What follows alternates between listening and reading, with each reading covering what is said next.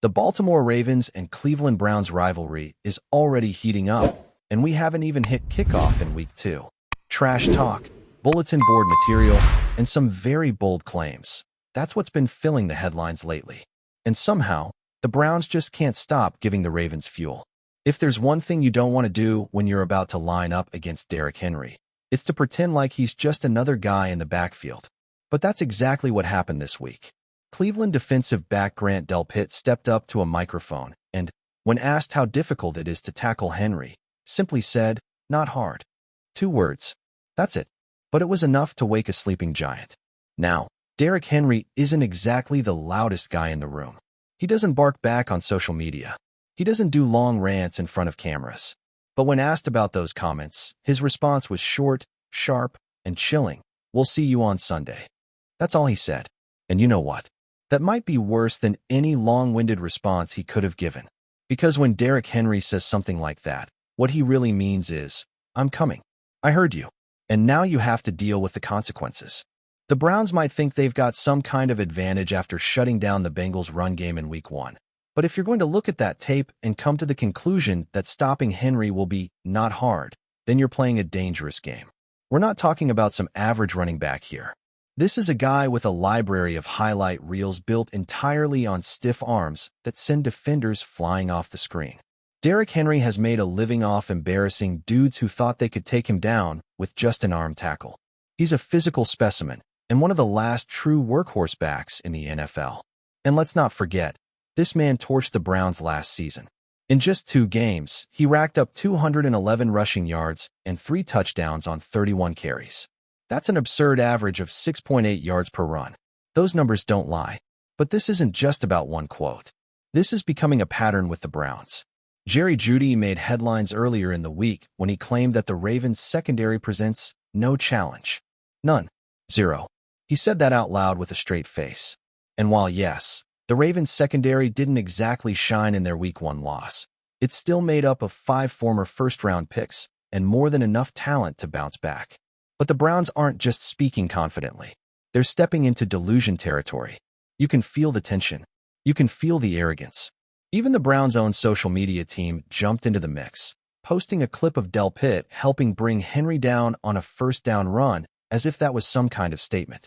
The play went for double-digit yards. It was literally a first down.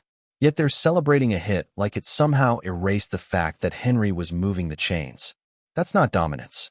That's damage control dressed up as a highlight.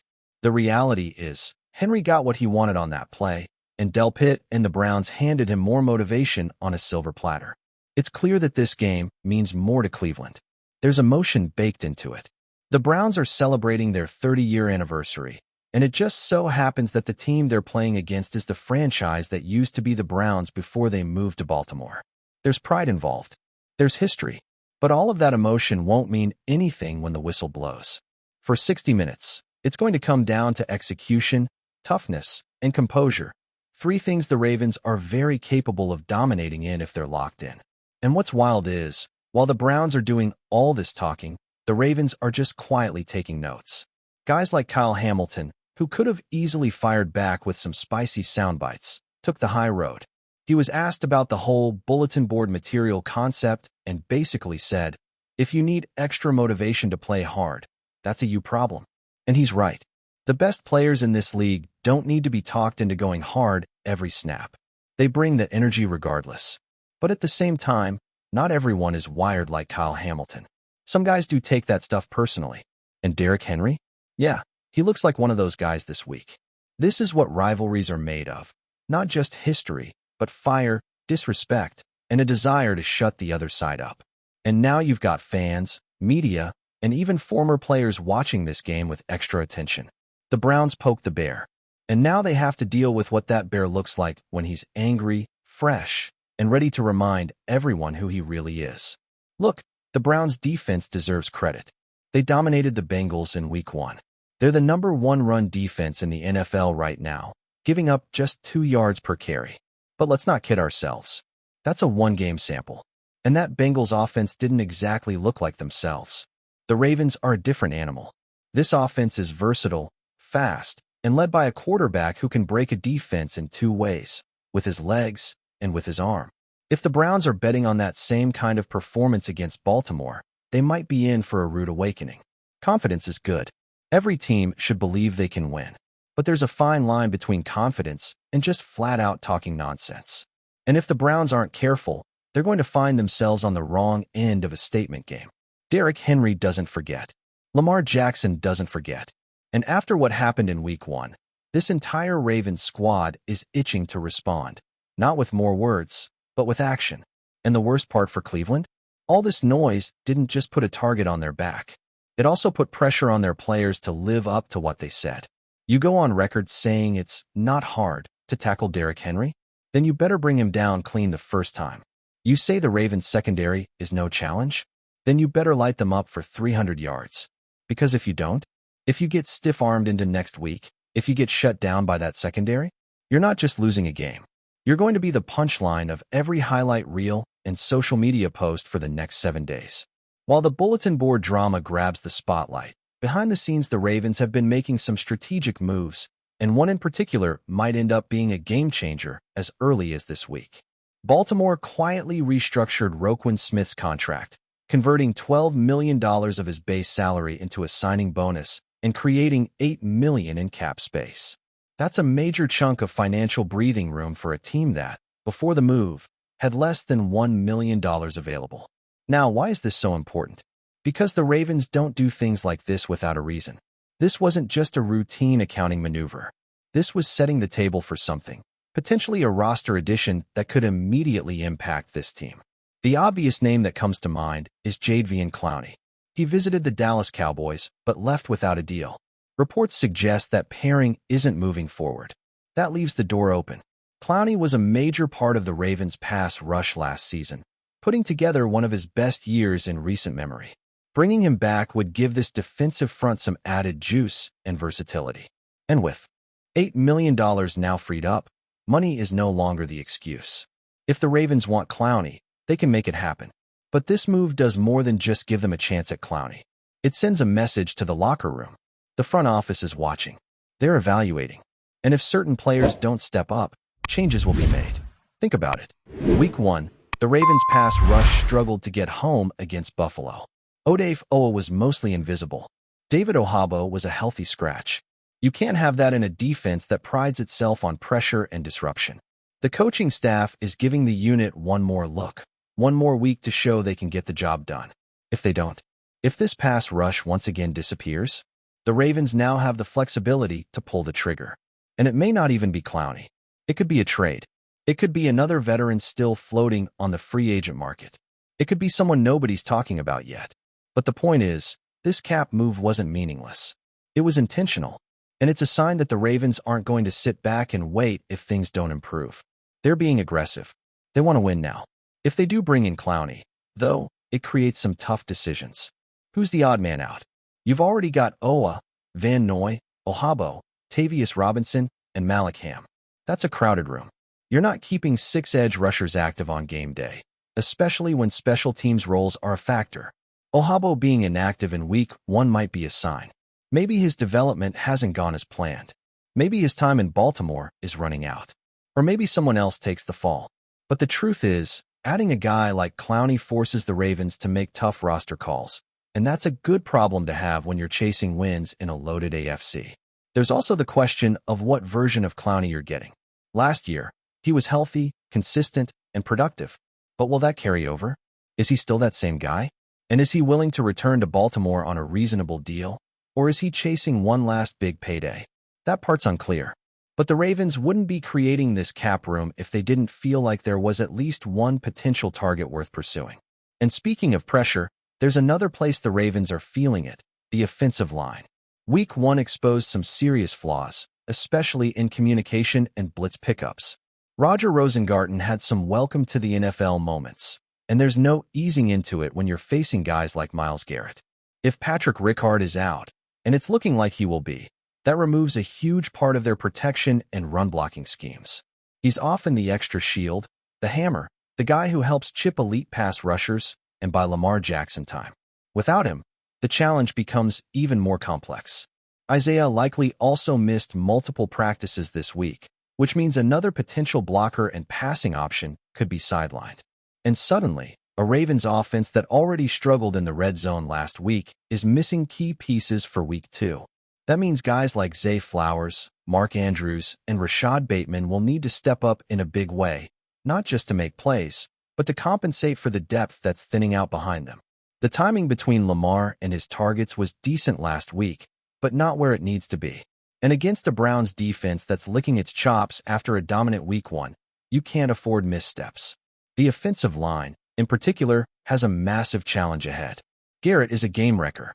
He doesn't just get sacks, he forces fumbles, draws double teams, and completely alters protection schemes. If the Browns are smart, they'll move him around. Try to get him isolated on Rosengarten or anyone else who shows a crack in protection. Last season, Baltimore's solution to Garrett was to run away from him. Use misdirection. Get Lamar on the move. Make him chase. If they can do that again, get creative with rollouts and quick throws, they might be able to neutralize him. But if they try to go traditional drop-back style, Garrett's going to be in the backfield before the play even has a chance to develop. And that's where this game really hinges. Not just on trash talk, not just on bulletin board material, but on execution. The Ravens can talk all they want about motivation and bounce backs and lessons learned from Week 1. But if they don't clean up the protection issues, if the pass rush remains soft, if they let Garrett and company dictate the pace of the game, then all the noise this week will be just that, noise. That said, Baltimore still holds the upper hand. This is a team that should be 1-0 right now. They had Buffalo on the ropes. They let it slip away. But they showed enough to prove that the talent is there, the scheme is there, and the potential for a deep playoff run is very real. They just need to get out of their own way. Limit the mental mistakes. Finish drives. And don't let guys like Grant Delpit turn Sunday into a meme. The good news? This game is in Baltimore. The Ravens are angry. The fan base is hungry. And Lamar Jackson is still one of the most dangerous weapons in the entire league. You can tell he's locked in. You can tell this team is taking it personally. Not just because of what was said, but because they know what they left on the table last week. And if you're the Browns, that's the worst possible version of the Ravens you could face. A version with something to prove, at home, in front of a fired-up crowd, with a superstar running back who's just been publicly disrespected. The Ravens didn't need bulletin board material to come out swinging. But now they have it. And it's going to be up to Cleveland to back up everything they've said. Because once that ball is kicked off, there's no more talking. Only football. And the Ravens? They're about to speak the loudest language of all, results. Before we dive in, don't forget to hit that subscribe button and give this video a thumbs up.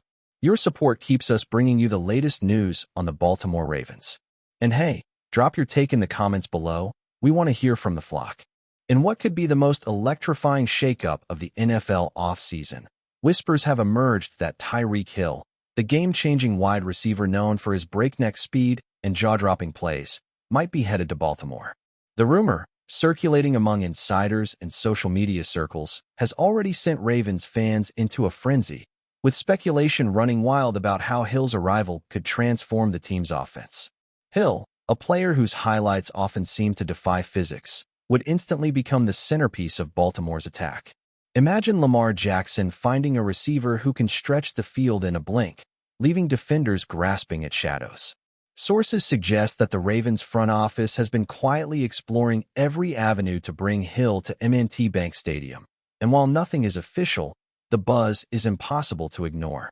Social media feeds are already lighting up with mock schedules, fantasy projections, and passionate debates over what kind of jersey number Hill should wear in black and purple. The potential impact on the Ravens extends far beyond the stat sheet. Hill's presence could energize a fan base that thrives on big plays and adrenaline-pumping moments. From sold-out games to viral highlight reels, the marketing possibilities are endless, and insiders hint that team executives are aware of the seismic effect even a single marquee acquisition like this can have. Rival teams are reportedly keeping a close eye, knowing that if this deal materializes, the AFC North landscape could shift dramatically overnight. While Hill's arrival is still purely speculative, the rumor alone has sparked heated discussions. Coaches are said to be imagining new playbooks, while analysts debate whether Baltimore has the right mix of weapons to maximize Hill's unique talents. For now, Ravens fans are left in suspense. dreaming of the explosive combination of one of the league's fastest and most dynamic stars with their beloved squad.